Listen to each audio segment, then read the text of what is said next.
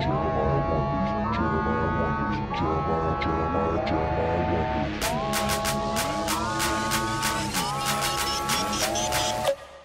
like how I got the girly colors, yellow and pink. I like that. You know, I'm still old school in this show where I'm like, you know, the boy gets the red and the green mic and the girl gets the pink and the yellow What mic. if it's two boys? Two boys, no matter what, that's the guest Yellow and setup. pink? Yellow and pink are the guest setup. I like that. Yeah. I like that. We're doing it big with Kate Quigley right now. Yeah, what's up? I'm happy to be here. Thanks for asking me. I was so flattered. Yeah, absolutely. Yeah. I've been wanting to have you for a while. I mean, you're one of those friends that I've had for a while through the scene that we always see each other In passing. but I we know. are so rarely on the same lineups. Like we'll be on the same lineups through like Red Band or through like Death Squad or stuff like that.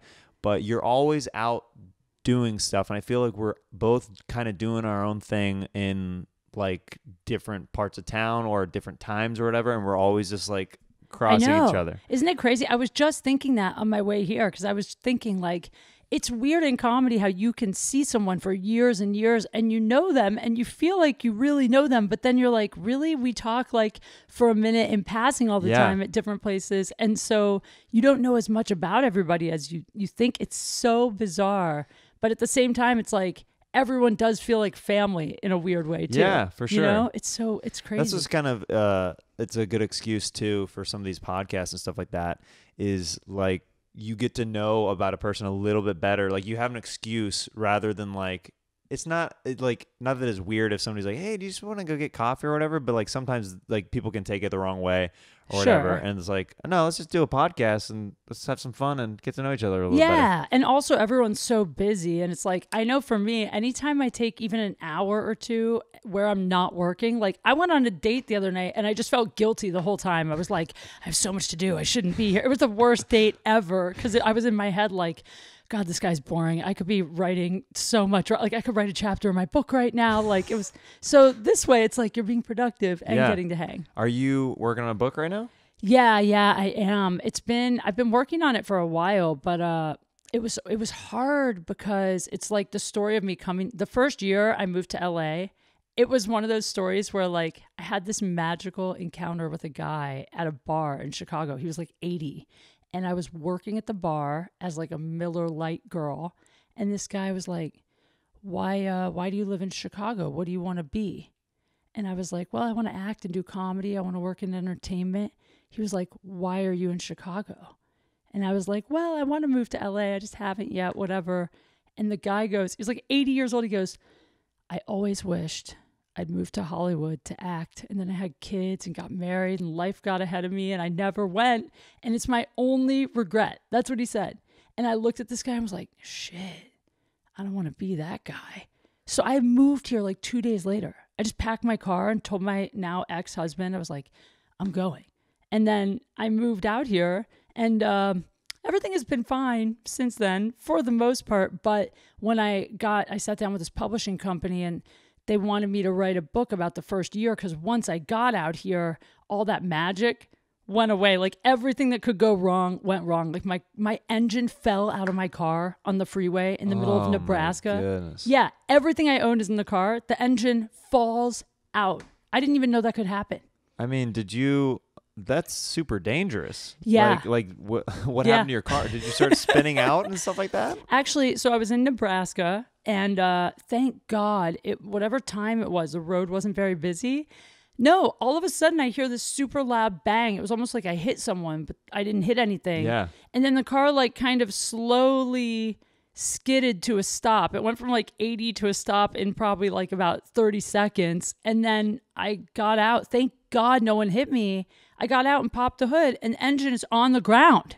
The engine mounts had sheared off and it turned out it was a recall. Like, so actually it was a recall on the vehicle. It was like, but the point is from that moment on, everything like kept going wrong. Yeah.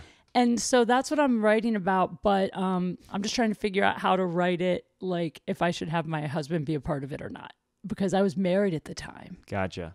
So like I've been trying to keep him like respect his privacy and keep him out of everything. Mm-hmm. But there's some good stories. So I'm trying to figure out how to tell it. What do you think that old man is doing now? he's dead.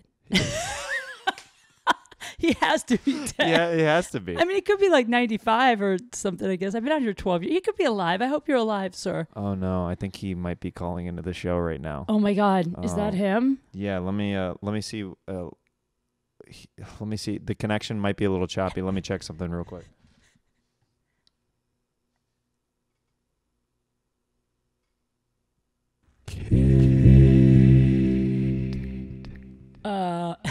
I think he's calling from. Are you calling from beyond the grave?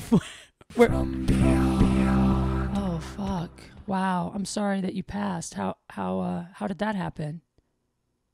Old age. I just died of old age. Oh yeah, that makes sense. I'm glad that it was peaceful then. No, it was horrible. Oh, it was not. It was a bad old age ending. It was a terrible old age. It was kind of an old age thing, but I kind of fell down some stairs as well. But yeah, the falling down the stairs from old age. Did you break bones? Were there? I broke every bone in my body. How is it in heaven? Is everything repaired, or are you just? I actually can't tell where I am right now. Oh wow, that's. I believe I'm in purgatory. I've been watching your career for the last 12 years. Oh, you're definitely in purgatory then. I'm in purgatory with you, I think. I've seen all of the ups and downs. Where were the ups? What were the up moments you saw in my career? Would that be when I hosted the Porn Awards or? That was actually a big highlight. Ethel and I were very proud of you for doing that. Oh, is Ethel your wife? Yeah, she is. That's nice that you care about her now, because when I met you, it seemed like you didn't like her very much. But I resented her quite a bit. Yeah, and your children. It seemed like you kind of hated them. Yes, I never had a chance to pursue my Hollywood dream as you did, Kate. Well, I'm doing it for you, and it's going really well. I had ice cubes for dinner last night, so I'm killing it in Hollywood. I hear you're on a hit podcast right now. I am, yeah. This podcast is from what I hear, it's getting, I believe, 15 to 25 downloads per month. Yes. It's killing the game. I do have to thank you, though, because you're the reason I moved to LA, and you're in every little Wikipedia biography about me on the internet mentions a seedy old man. I am the cautionary tale that you speak of.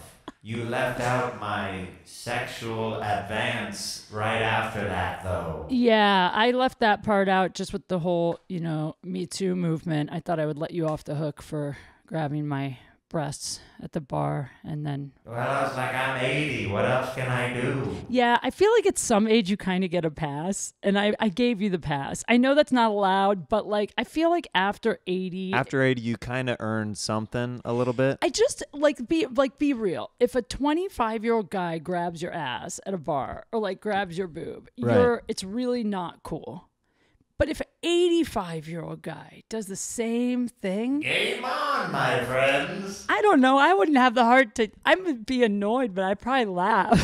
They were like, "What are you doing? The balls on this guy." Yeah, I mean, I don't know. I feel like what is the cutoff point for sexual harassment? Yeah. Because when you're 90, are you allowed? If you're dying, like when are you allowed? I mean, I'm sure that there's some old dudes at nursing homes who still try to get fresh with the nurses and stuff like that, Oh, yeah. Now, see, that's interesting. I think that it's only okay if it's like the girl is not your age. She has to be much younger. So, like, if you're in a nursing home and you're 80, you can't harass the 80-year-olds, but Right. maybe like a girl who's like 35. A granddaughter who's coming to visit their grandmother. I That's just so lost creepy. the respect of every Yeah, it's like, woman. hey, Is now like, Kate, we hate you. Now, it's totally cool if this. It's just weird, man. This whole thing is weird. Like, do you sit around and think, all right, this is like heavy, but Well, I guess I'll be going. Bye. Wow, we completely forgot about that guy. It's okay. I mean, he was not very exciting in real life. He wasn't, no. I don't know, man. I've been sitting around like wondering if I was molested the last couple weeks. Like, do you ever wonder now? Because so many of my friends have a story. I think that the definition of what being molested has kind of changed over the years. Like, I think that you take stories from our childhood or teenage years, and absolutely some of them are like, oh yeah, you got like touched or something. You're right. You know what I mean? Because Yeah. back in the day, it just was a different. It was a sliding scale. You know what I mean? I think so. It was more like, nah, that's just innocent fun. You know what I mean? Yeah, I think you're right. I've been trying to figure it out. Like when I played touch football with the boys in the neighborhood, like definitely some of the tackles were inappropriate places, you know? But then you're like, well, it's touch football. I don't know. That's a weird spot to touch, but you know. But now I sit and I think, like, I wonder sometimes if I went to therapy, if they would unearth some just stories. Start digging and like just finding all these like dark stuff. You're like, I don't remember any of this. I'm scared to go. Yeah. Have you been to therapy? Recently, yeah. Recently? Uh-huh. Oh my God, wait, is that your therapist calling? Oh, I guess so. I think I hear your therapist. Oh man. Yeah. Hello, hey, is this Kylie? Jeremiah. It is Kylie, your therapist. Wow, I'm really embarrassed that you're calling in right now, Kylie. Yes, well, I didn't warn you in the session, but I think a very important part of your therapy is sharing with the world what we've unearthed. Yeah. About you and your stuffed animals making sweet love at the tender age of 8. Well, you know what, Kylie, I haven't even brought it up in therapy yet, but you are dead on. I did have a little bear with a zipper in the butt that I used to take to bed with me, and I used to put pocket knives and stuff in the butt. And my brother always said that I used to do stuff with the bear. So, you know, this is a real issue. Jeremiah, I don't think that you should come into my office ever again. Wait, you're not going to see me anymore because of the little bear? I was just a kid. I do not condone weapons. I never. The weapons? Knives? So you're totally cool. Like if I would have been having sex with the stuffed animal bear, but like yes, that's natural. But me putting the Swiss Army knives and the little knives that I used to collect in the buttocks of the zipper, you're not cool with. Sociopath. Really? Yes, that's the level of killing animals. But I literally would only put like 4 or 5 little pocket knives in there. How many pocket knives are in your butt right now? In my butt right now, there's only 2. There's only 2 pocket knives in my butt right now. Is that something I can learn from and grow from? You're banned. No, you're banned. Just because what? They're little weapons? What if they're more collector items? Do they hurt? No, I mean, you know, I've worked them out. There's enough space up there now where things can comfortably fit. It's like a kangaroo, pouch for my butt. All right. I would like to see your wife next week to warn her. Okay, that's probably something that we can work out. All right, fantastic. I'll be sending you your bill for this phone call. Oh, wait. You called me. Wait, no. Yes. You called me. That's not fair. Well, I apologize, but we needed to work through this, and I'm hungry. Goodbye. Okay, thanks, Kylie. Jesus. You Wow. keep knives in your ass. That's a weird fetish. I've never heard of that one. Knives in the butt. It seems like it would be very uncomfortable to sit for the length of this podcast. Oh, yeah, just like... Are they like folded up? No. Or are they open? Yeah, it's got the can opener. It's wide open up there. Yeah. You know, I love pocket knives. I used to have so many when I was a kid. I used to collect knives. Really? Even though that sounds very like you said, or Kylie said, Creepy. very like creepy and serial. Yeah. I used to love. I would go to I'm from Kansas, so it's very different upbringing than out here, obviously. So I would go to like gun and knife shows with my dad and like look at like the all the cool knives on display and be like, oh, I want to save up to get that. And I had a Leatherman in like college. Oh, really? Yeah, I was literally like the chick with the Leatherman, like the backpacking gear. Like I used to fish and I loved to like, oh my God, I don't know why when I was a kid, I loved maggots. You love maggots? You know when you go fishing, how you can get worms or maggots and the maggots come in sawdust? What did she just say? Did she just say that she likes maggots? I know it's so weird, but I thought they were so cute. And like, they come in a little cup full of sawdust and you can stick your fingers in and like, it's like a little squishy, it's almost like a stress ball of maggots. I used to play with them. Goodness. Okay, this is like 10 times more creepy than the knives. I disagree. How old were you when this was going on? I was a kid. I was like between, I don't know, 8 and 12 maybe. You know what's really weird? 10-year-old Kate is actually calling in to the show right now. Oh my God, 10-year-old. Yeah. Hello. Is this Kate as a child that's calling in right now? Hi, what's up? This is Katie from Ohio. Oh, hi. Oh. Sorry, we had a weird connection thing happen there. Hi, Katie. Hey, Hey, what's up? I have a bowl haircut, a unibrow. oh, wow, Yeah. that's pretty cool. Yeah, I look like a boy, and I play soccer, and I love maggots. And I love to slide in ditches and stand up covered in worms. So you are what people would consider a White tom trash. girl. Okay, white. Tom girl, yes. Okay, trash white. tom girl. Yeah, white trash tom girl. That's cool. When did you get into maggots? Why do you have an affinity for touching maggots? It Just seems like I like bugs Uh-huh. and frogs, Mhm. and I like to chase animals. I like to squish things, and I like to burn things with my magnifying glass. better than your mind, if if you're doing it with a magnifying glass and it's not like a thing that you are lighting things on fire with your mind, then that's okay. I used to light ants on fire as a kid, so I can relate to you, Katie. Yeah, me too. Also, I'm a yellow belt in karate, and I beat up my brother in a karate tournament last week, and he's really mad. Now, did that affect do you think that's affecting his development as a kid? Because that's kind of a hard thing to take as a kid, being beat by your little sister. Yeah, I think that he's going to be ashamed for the rest of his life, because I'll probably bring it up every Christmas in front of his children for the rest of his life. Wow, I mean that's a pretty good game plan that you got going on there. Yeah, I mean, we have a pretty violent childhood, so when we argue with each other, my mom sends us in the basement with boxing gloves, and she says, "Work it out." Wow. We do. Wow. I win a lot. You're pretty good, it sounds like, if you have a yellow belt.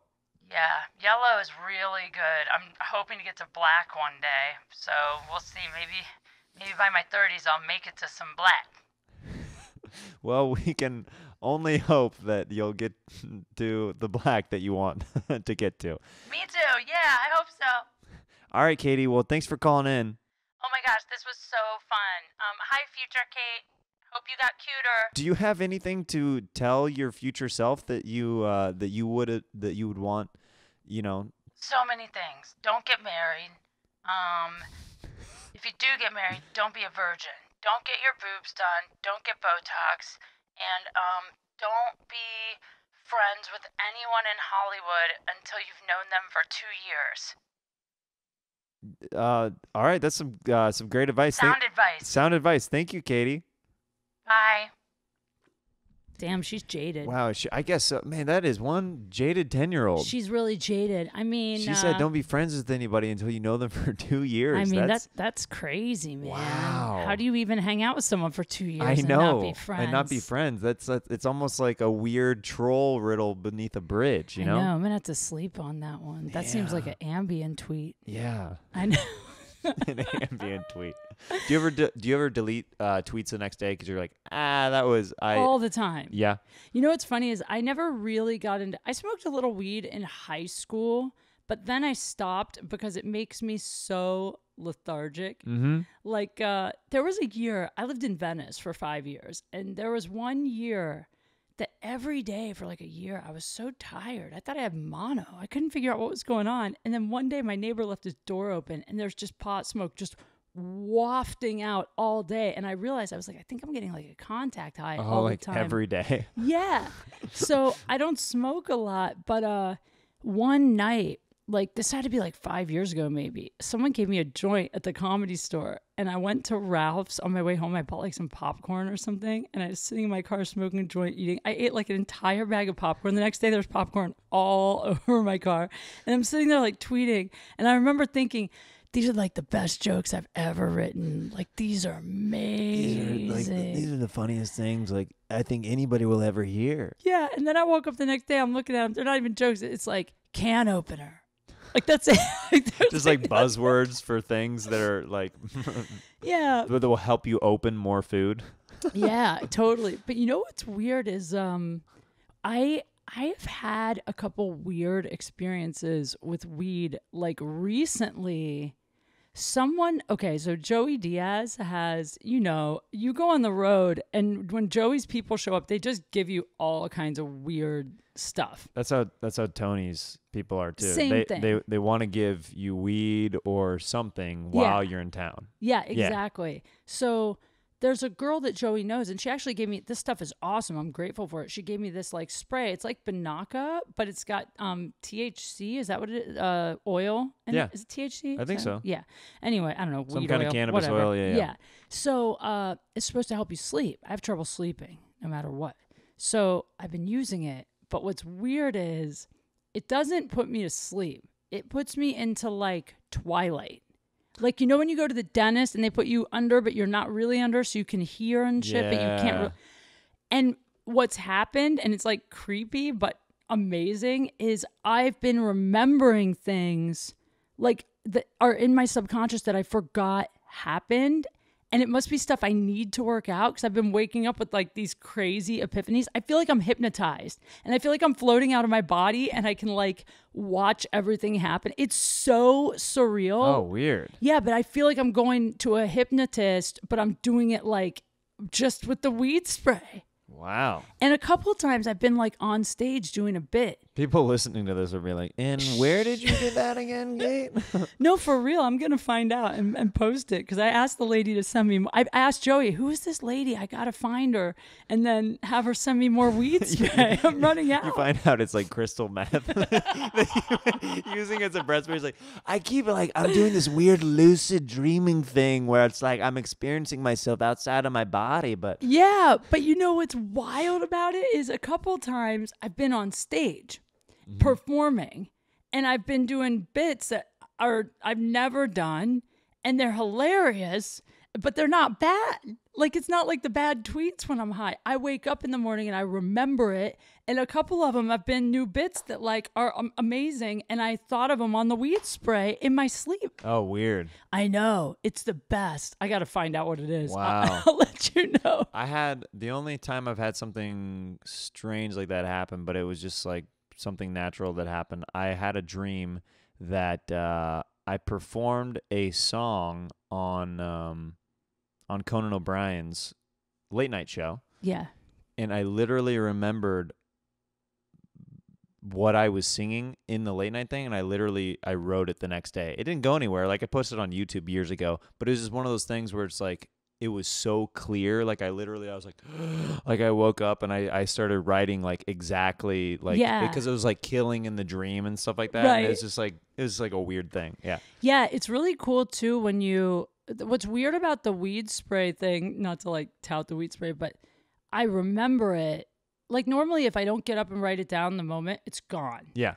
On this, it's like, I can't get up and write it down in the moment because when I do get up on this stuff, I'm definitely high. Yeah. Like, I'm like a little stumbly. Like, I'm definitely like it's almost like Ambien, but I remember everything the next day. I will wake up and write down every single thing. Like, it's Weird. crazy. It sounds like, are you familiar with astral projection? Have you heard of that?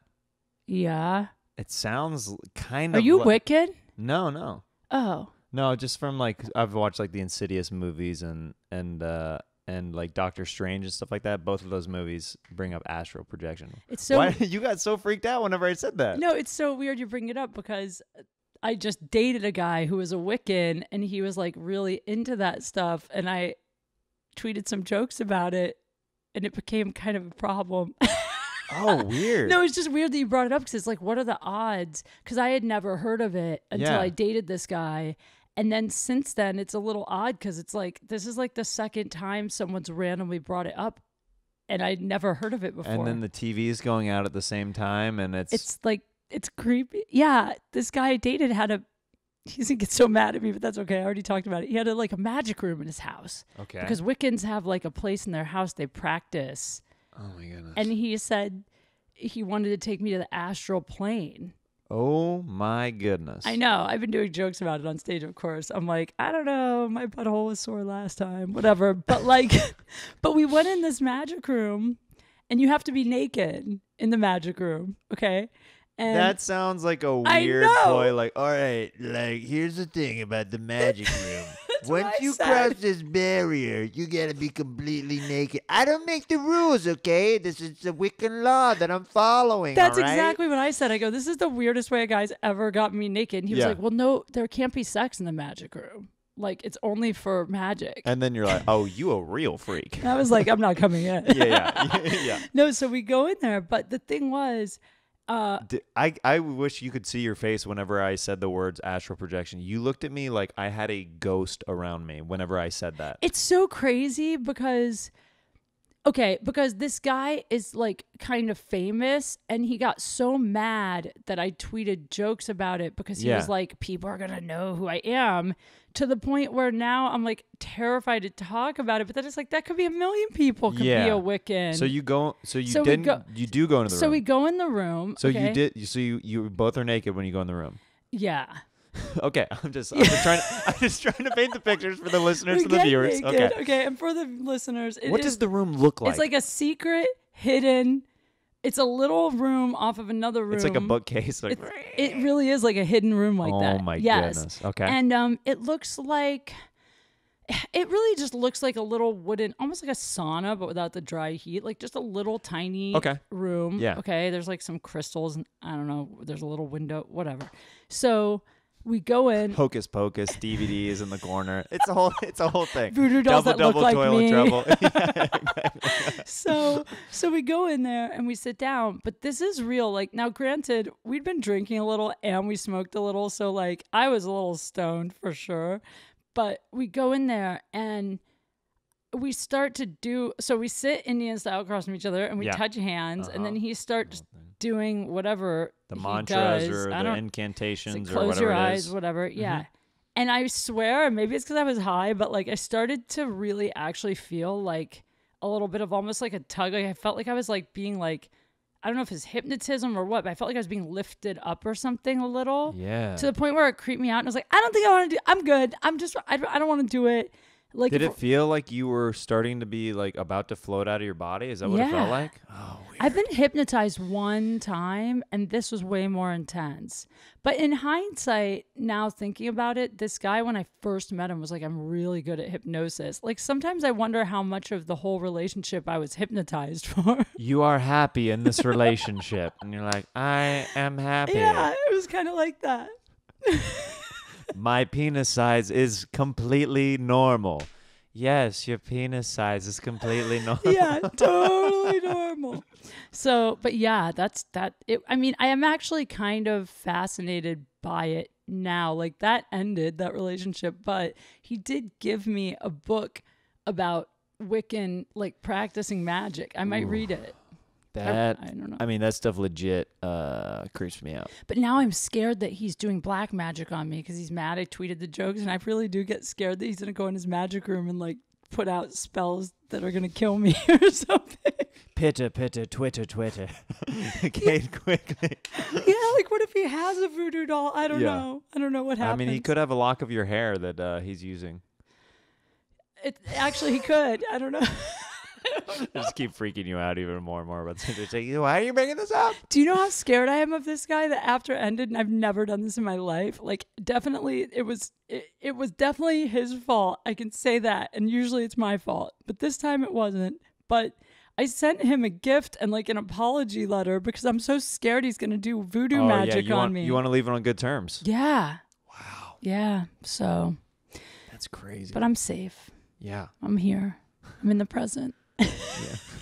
You're in the living, not in the astral projection state. So that's very good. Oh, God. So we've known each other for, man, probably, I want to say at least 6 or 7 5 or 6 years. Yeah, 5 or 6 years at this point. How long have you been doing comedy in LA? Well, technically the first time I did it was 2006. Okay. But I never say like 12 years or whatever that is because so when I moved here, I really moved here to act. Like I had an acting degree and I'm like a musical theater minor. Did you know that? I was like a musical theater nerd growing up. You sing? Yeah, totally. Do you still sing? Yeah, I do. In fact, Do you ever do it on stage? I don't do it in stand up. I did at one point, like when I first started, I had a couple songs that I kind of worked in, but then I just sort of like stopped doing that. But Okay. every once in a while I'll do like a song parody on Instagram. Like I did a parody of The Little Mermaid with a vibrator. It's a fuckboy anthem. You have to see it. Whatever. Doesn't matter. But I also started writing a music. I don't want to say it because I'm afraid someone will take it because it's pretty funny, but I started writing a musical that I want to do here in Hollywood. Oh, cool. Yeah, and if I do it, I will totally hit you up to do it. Like I just want to do like a week of performances, not like every weekend for whatever. Yeah, you know? not like a giant run. Yeah. Yeah. But anyway, so I moved here really to act. And then it's funny because, when I was married, my ex-husband is a musician. And I remember like he was so passionate about music. He would do it for free. He would lose money to do it. He would do his full-time job and then do music at the end of the day. And I remember thinking, damn, like I like acting, but I'm not like losing sleep and like money. Yeah. And I was like, I wonder if I'll ever be that passionate about something, And then I started doing stand-up, and it was like all of a sudden it was like, oh. I get why that was his thing. You know Yeah. what I mean? Yeah. But then I did stand up for a couple years married, and the truth is, like, I did it for about 2 years, and it was too difficult for me to do married just because my ex was didn't really want me to talk about certain things. And as a comic, it's so hard when you're filtered that way and you're thinking on stage about what you can and can't say. So I kind of stopped. And then I did gigs on the road for like 6 years where I was just emceeing events. So I was always on stage, but not doing jokes. But then when I came back to LA, got divorced, I started again. That was about 6, 7 years, like right around probably a year before I met you, maybe. Yeah. I started again. And that time around was different because I had saved money. So I didn't have to have like a full-time gig. So I was just literally like every night, just would do 2-3 spots, whatever bar.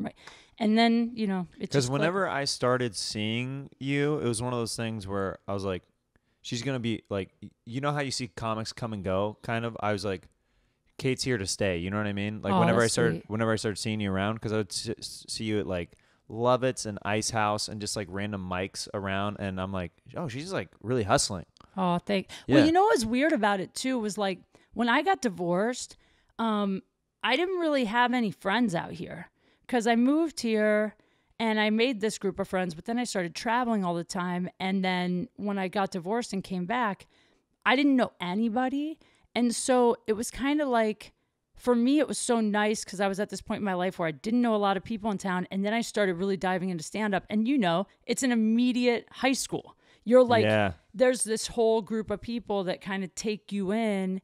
And as long as you're cool and you're not like a dick, then you're all right. And like for me, the one thing that I try really hard is I never ask people for spots. I never did. Even coming, like I might go like, hey, if you ever have room, I'd love to sometime. But I would never go like, can I do your podcast? Yeah.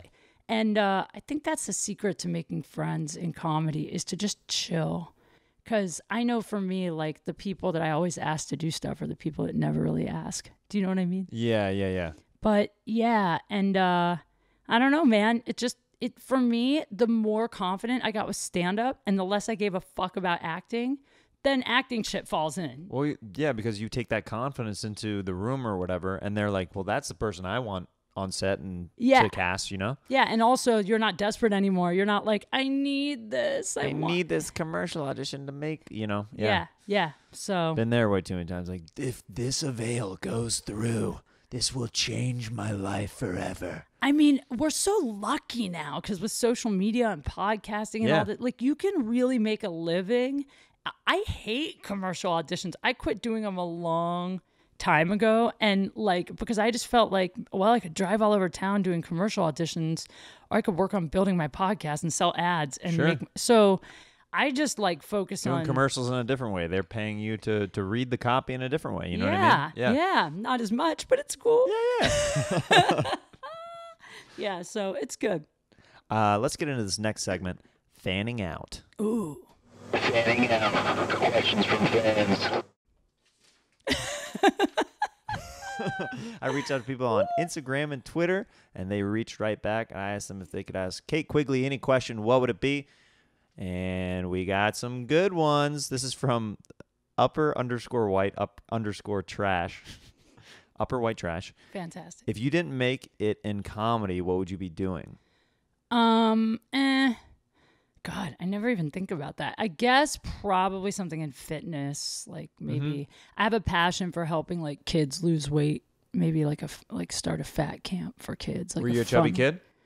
No, I mean not really, but I was super anorexic. Like when I was 18, I checked myself into a hospital. So then I learned about like how to kind of stay fit and I don't know. So probably something like that, but it's really hard for me to imagine doing anything else. Yeah. You know? I was a super chubby kid, and then eventually I stretched out and just became got taller. The skinny, lanky Jeremiah you see before you today. Well, you look amazing. You're very fit. Oh, thank you. You know, I've been going to Gold's Gym lately, so thank you so much. Ooh, thank you. wow. I've never had a gym membership, but I've been going the last couple of weeks, so I'm glad you could tell. The last couple of weeks. The last couple of weeks. It's been pretty intense while I'm wearing a pizza shirt. So, yeah, that's okay. I love pizza. Yeah. I eat so much pizza. I eat way too much pizza, but yeah, I'm addicted. If that's even possible. I eat a 10-inch pizza like 3 times a week. Alone. Yeah? Alone. No? Yeah.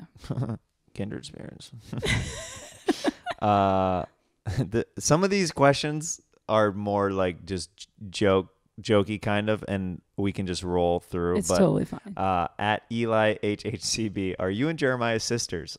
Yes, we are sisters. We've been sisters a long time. We totally could be. Look at us. We could be sisters.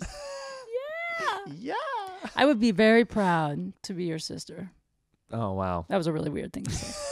Are you? If we were sisters. I've been wondering this. Wait, you're from? Where'd you say you're from again? Iowa? In Kansas. I have family in Iowa, but yeah, I'm from Kansas. Yeah. Are you? You're not like Mormon or something, are you? No, I grew up super religious though, and a lot of people think that I grew up Mormon or something because my name and I don't drink or do drugs. So a lot of people think that I might be Mormon. Maybe that's why. I, for some reason, thought that you were Mormon or Jehovah's Witness or something. Like somebody brought it up the other day, George, I think, Perez. And I was like, I have this ongoing joke with George Perez, so don't tell him, but I'm going to tell the listeners of this podcast.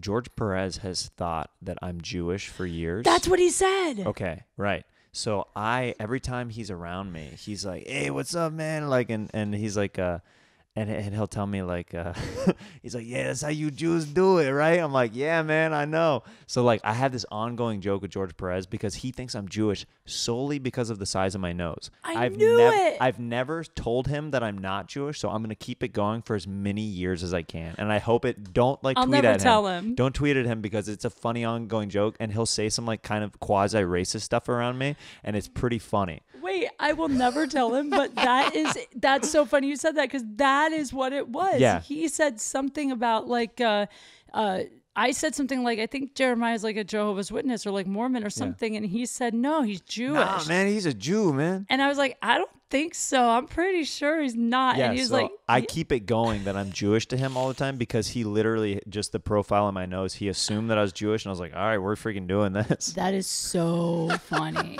Oh my God. Yeah, that's great. Yeah, he'll like say stuff like, yeah, you guys run show business and stuff. Like, I'm like, yeah, we do. You know? It's like ridiculous stuff. It's run show business. Yeah. Well, it's true. I love George. Yeah, me too. He's the best. At Corey_Hungate on Instagram. What was your best first date? Oh boy, best first. I guess actually this is a really weird one, but probably the best first date was it was at a guy's house. So it was a guy that I'd been kind of talking to for a while, and we kept trying to make plans to go out, and we just both were really busy. And then finally one night we both worked late, you know, so we would always end up like kind of texting from like 1 to 3 in the morning, like we'd both be texting. And then finally one night, I think we both were like afraid to hang that late because like I didn't want him to think I was just trying to be a booty call. Yeah. But finally one night we're talking, and I go, why don't we just have this talk in person? And he was like, well, where? He's like, I mean, you can come here. And I was like, listen, I'll just come over. It's not a booty call. We'll chill. And I ended up going over there, and the guy's house was like an arcade. He had so much fun stuff to do at his house. He had like a trampoline and like video games and like just all kinds of a pool table. And it's just the kid from Blank Check. Yeah. Yeah. So we ended up, I went over there at like 1:30 in the morning. We did not hook up. We just ended up like hanging out till like noon the next day, just like playing games, talking. And it was just one of those nights that was like, everything just clicked. Yeah. It was good. That was probably my best first date, which is good for people to know because you don't really have to spend a lot of money if you're cool. You just got to have fun. Yeah, just gotta hang out, be a good person. Yeah, that's it. It was fun.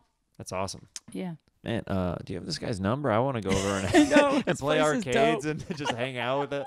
They're like, yeah, dude, play pool and stuff. Yeah, I that'd be know. awesome. At JRWland on Instagram, has music influenced your comedy or comedic personality in any way? Yeah. I talk about this sometimes, but I'm a huge Eminem fan. Oh, really? Huge. Do you like his new album? Yeah, I do. It's not my favorite, but I Okay. like it. What do you But think of the whole like Machine Gun Kelly stuff with him, the diss raps and stuff like that? Wait, I don't know about this. Eminem and MGK going back and forth against each other? Recently? Yeah. Oh, I haven't even like followed. I don't even look at the news. So Wait. it's probably happened like a month ago, I want to Oh, say. okay. But Eminem put out a diss track against Machine Gun Kelly, and then Machine Gun Kelly put out a legit like diss track back, and it's the first time I've seen this with rappers in like a long time. I can't believe I missed it. After his new album came out, that happened? Yeah, Oh, wow, that's crazy. No, I didn't even know that. That's so nuts. yeah. Uh, And Machine Gun Kelly's, I felt like his rebuttal rap was actually That's pretty cool. good. Now I want to check it out. there's actually. like legit beef between them. Really? Yeah. I wonder. I don't know anything about it. I don't know why Eminem got mad at MGK, but he initiated the diss track, and then MGK responded with, That's weird because I feel like Eminem's been pretty peaceful for a while. yeah. So I don't know what set him off exactly. I'll have to check that out. I don't know.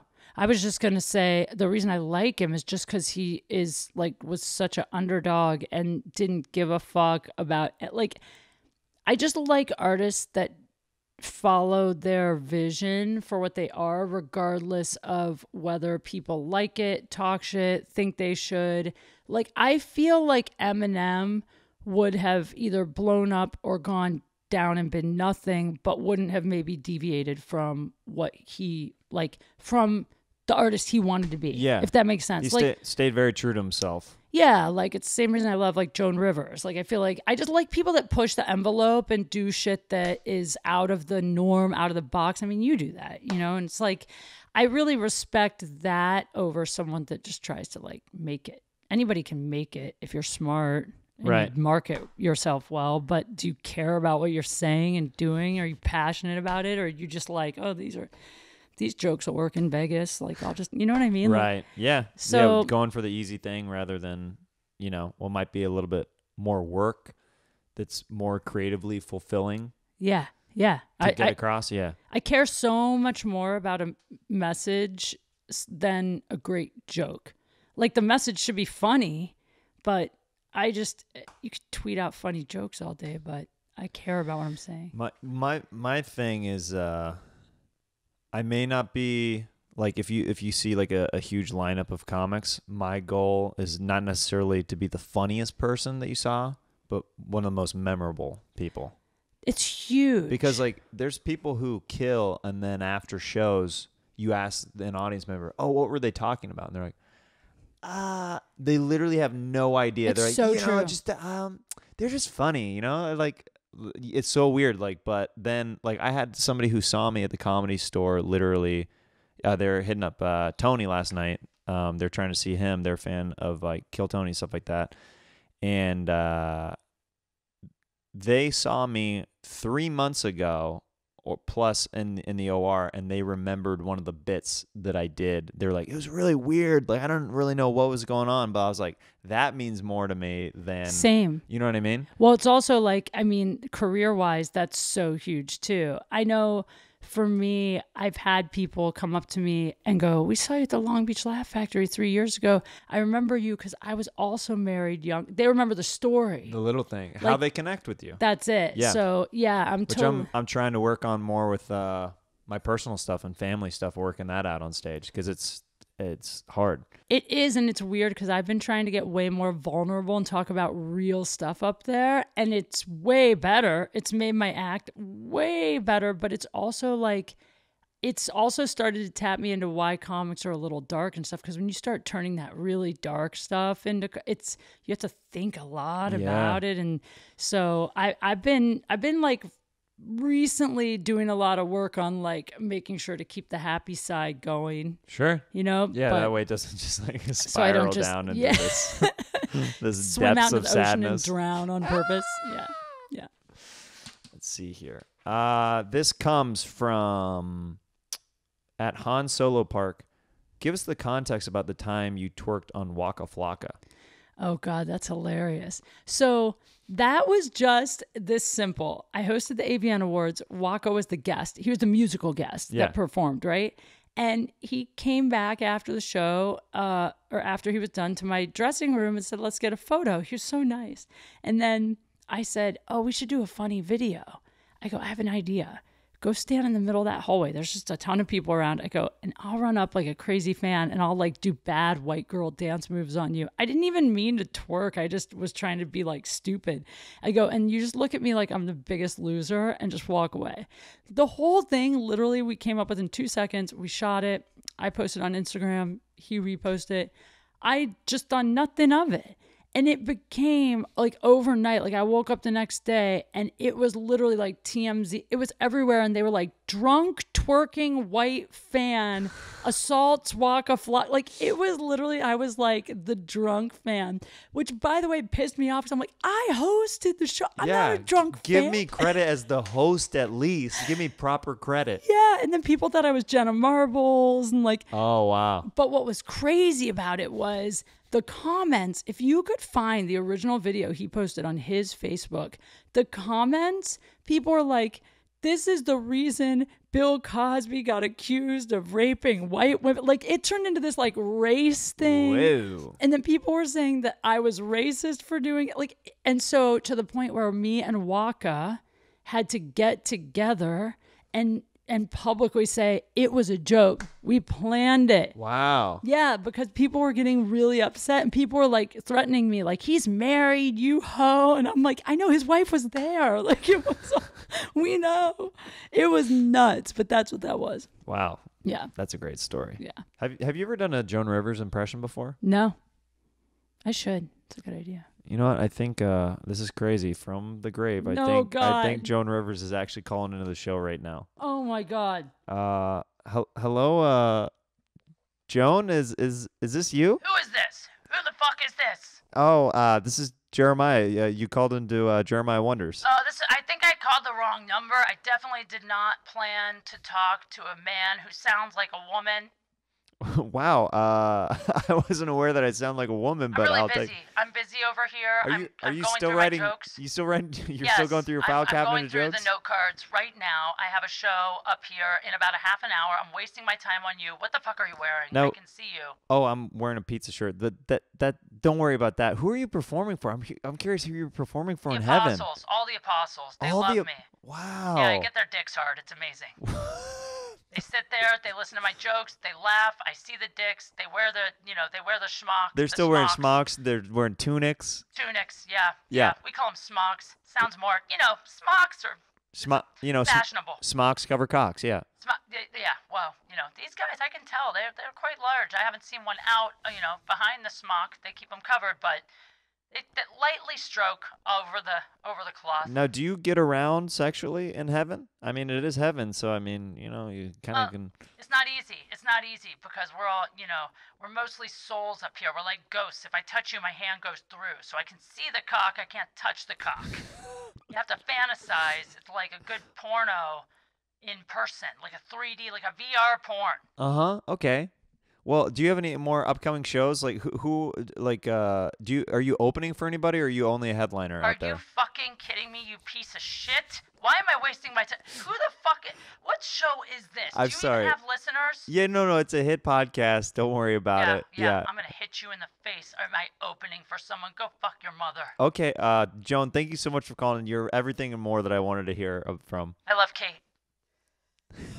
Wow, she Bye, Joan. she came in with a vengeance. She sounds just like me. I know, it's strange. I was actually thinking, I was like, what does Joan sound like? God, that makes me want to go listen to a Joan Rivers album when I leave. Sometimes I will watch and listen to like female comics from back in the day just for like inspo. Yeah. Do you do that? Do you watch anything? Yeah, I mean, yeah, I'm heavily inspired by I've talked about it on like this podcast and a bunch of other podcasts. My main three are Steve Martin, Robin Williams, and Chris Farley. Even though he wasn't a stand-up, just his physicality and his command that he had over an audience. I stage love presence. Robin Williams. Oh yeah, Just like such a genius. yeah. Yeah. Well, we all know that. I mean, his acting as well. Like I'll sometimes watch that and be just as blown away Oh by yeah. the acting than sometimes even more so than the stand-up. Like I get totally why he was an incredible stand-up, but like his acting is also so good. Amazing. Yeah. Yeah. This was interesting. This from at Bullwinkle's Baked. How much did Kill Tony help you grow as a comedian, and why have you never been a guest since? I only did Kill Tony one That's what I time. thought. Yeah. It was gosh, I don't know. It's probably 6 years ago or something. That was a long time I had ago. a great time on there though. It was Yeah. really fun. And then why didn't I do it after? I don't know. I don't really know why I never went back and did it again. I guess just because I always was like, I would go do a mic or something instead of doing Kill Tony. I mean, there's no real rhyme or reason. Yeah. Just hit up different spots There's and stuff like that. certain things that I like just kind of haven't done. Like I haven't done roast battle either, but I've done the historical roast. Same for me. I haven't battled for roast battle. It's not really my thing, but I love historical roast. Yeah, I love historical roast too. My thing with roast battle is just me. It's just I don't like writing mean jokes, and I know you can do it in a way that's not mean, but like sometimes when I did a rap battle at the Hollywood Improv and actually won. Oh, nice. Yeah, and I mean, even that, I remember when I rap battled the guy that I won against, I said some mean stuff on stage. It just came out in the moment because you're being funny. But Yeah. I remember feeling a little bad later. Like, I don't like to be mean. So that's why I don't do it. But the historical roast is different because, like, the one I did, I roasted Elvis. Like, he's dead, so who cares? Yeah. There's no Yeah. feelings involved. Yeah. They're not comedians that you see around the circuit later on. Exactly. Yeah, totally. So many people ask this question that I just have to ask it in some capacity. It's fine. People kept asking why you and Lee haven't dated or hooked up or whatever from the Church of What's Happening Now. It's so funny that people ask that. So like there was a bunch of comments in some capacity like how come you haven't like broken Lee off a little something, I or think how they're come you haven't joking. dated, or, I think they're kidding. or like because- when are you gonna give something to Lee? Yeah, they're totally joking because every time I do the church, Joey, like, you know, Joey's always like, Lee, just take your dick out. Let Kate look at it. Just like Joey, He's like pushing it in. yeah, exit on. And then, you know, but I mean, the truth is like Lee is a sweetheart. I would destroy that man. Like he's too sweet. Lee, Kate is coming for you, bro. Also, Lee is doing fine, man. He went from like newly single, like, how do I pick up girls? I don't know what to like overnight. I called him on his birthday, picked up the phone, like, happy birthday. I hope you get some. He's like, I got a girl here right now. I'm about to eat some pussy. Like, he was Crush fest. yeah, I was like, why are you answering your phone then? Get the fuck up. Yeah, what are you doing? Yeah. No, I wanted a witness. I wanted somebody to know about this. Yeah. I'm so excited. Yeah. This is a funny question. At cracking_eggs, how does it feel to have complete power over all straight men? Oh God, I don't feel like that at all. That's crazy. I mean, the truth is, this is the real truth, is that like I'm always hung up on a guy that doesn't want me. And that's the way life goes. You could have your choice of a billion dudes and you will want the one that's like not showing you interest. I mean, I feel like that's with a lot of people with relationships and stuff like that. yeah, I mean, I don't want it to be that way, but it's just a rejection really does breed obsession. And anytime I'm with a guy and he rejects me, it's like the people pleaser in me. It's like, I mean, we're comics. It's like, I'll go every angle of trying to like manipulate my way back in until I finally give up. But it takes a lot. So I don't feel like that, but thank you. Final question. This is so awkward that I just had to It's ask it. fine. At my favorite Steve, are you physically attracted to Jeremiah? Oh, yeah. I mean, this is the real truth. You're really cute, but we could like literally be brother or sister. Yeah, absolutely. And you kind of look like my brother, like my actual brother. Yeah, dude. So it's like That's a fetish for some people, dude. if we hooked up, I would feel like I was hooking up with my brother. My whole life, the only kind of guy that like I can't really get into hooking up with is a guy that looks like me. Sure. Yeah. Why would you want? I mean, why would you? Well, some people are attracted to that. I guess. So, but anyway, you're very handsome. You're actually built you. like my ex-husband. He was like a tall, skinny dude too. That's me. Tall, yeah. skinny dude. So that's what I'm saying. But you have a hot wife, you know, so you're doing fine. Thank you very much. You're welcome. Let's get into this final segment. Okay. Sax talk. Oh yeah. Oh. Sax talk. I'm so excited for this. This is where I tell a tale, a story, a sexual story. Is that what you said? Yep, you're going to share a story of a sexual encounter, and I'm going to play some sweet, sweet saxophone underneath while you do it. And I'll just follow you whenever you are ready. Oh, this is...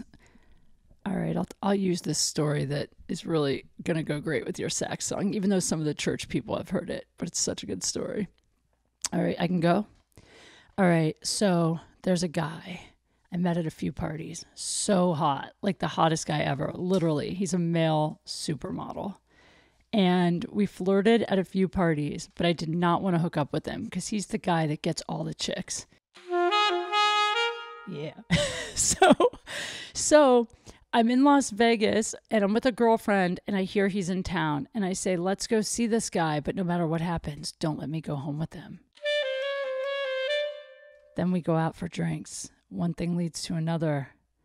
He bends over to pick something up, and once I get a look at his ass, I'm like, I'm going home with him. So I get back to his condo. We start making out on the balcony. And I'm a little drunk, and I'm like, I'm going to fuck this guy. So we have sex on the balcony. It's so hot. I'm looking down at the people in the pool like this is the best thing ever. Then we move it into the bed. We're still hooking up. It's so hot. It's steamy. And then he says, I'm going to hop in the shower and we're going to go for round 3. He hops in the shower, and while he's in the shower, I start to feel a little nauseous. The room starts to spin. And suddenly I feel like I'm going to throw up. So I go running for the kitchen, hoping I can puke before he comes back out. And on my way to the kitchen, I start projectile vomiting all over the hallway. So I turn and run into the bathroom. I slam the door open. He's in the shower, and I start puking all over the bathroom. And I ate a kale salad, so there's lettuce everywhere. And then he's in the shower and he starts screaming, what the fuck? You're puking all over my bathroom. Those are my Gucci shoes. This is why I don't fuck white women. And then I laid down on the floor of the bathroom and I passed out.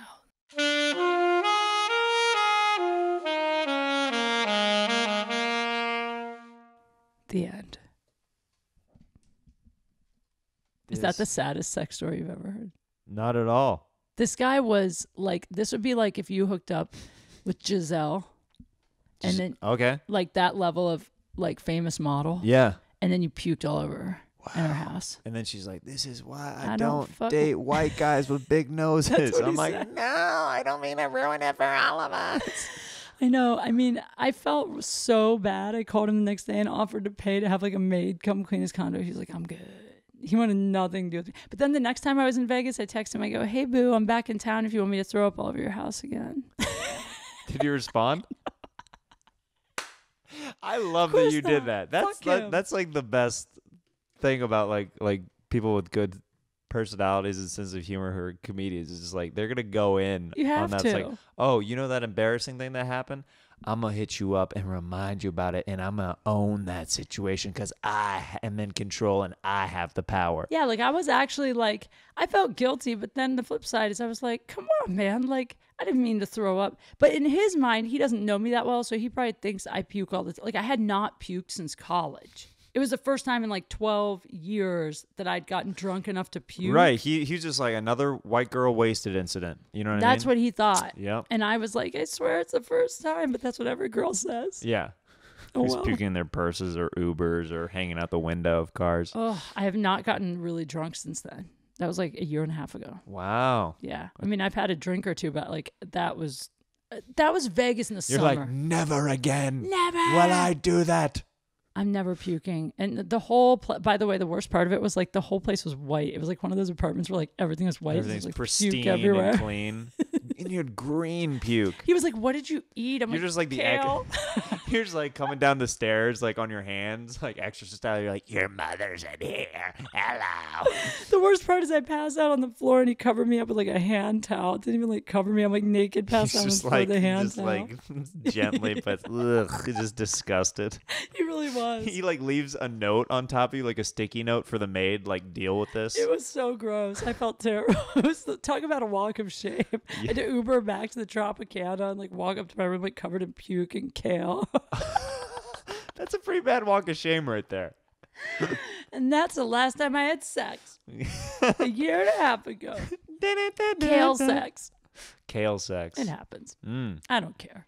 I have no shame, Jeremiah. that's great. I love it. Yeah. Thanks so much for doing the show. Dude, thanks for having me, man. I'm so Yeah. glad we we finally got to kick it too. I know, It was right? so fun. And yeah, I got to have you on Date Fails. I totally want to have you on Date Fails. So we'll get plug that your done. podcast and anything else you want to plug right here. My podcast is Date Fails, so look for that. Also, my social media is Kate Q Funny. And if you happen to be in Edmonton, I'm at the Edmonton Comic Strip end of this month, October 25th through the 28th, I believe. So come on out. Go see Kate in Edmonton. Yeah. Thanks so much. Thanks Had a for blast. having me. You're the Yeah. best. All right. Peace. Peace.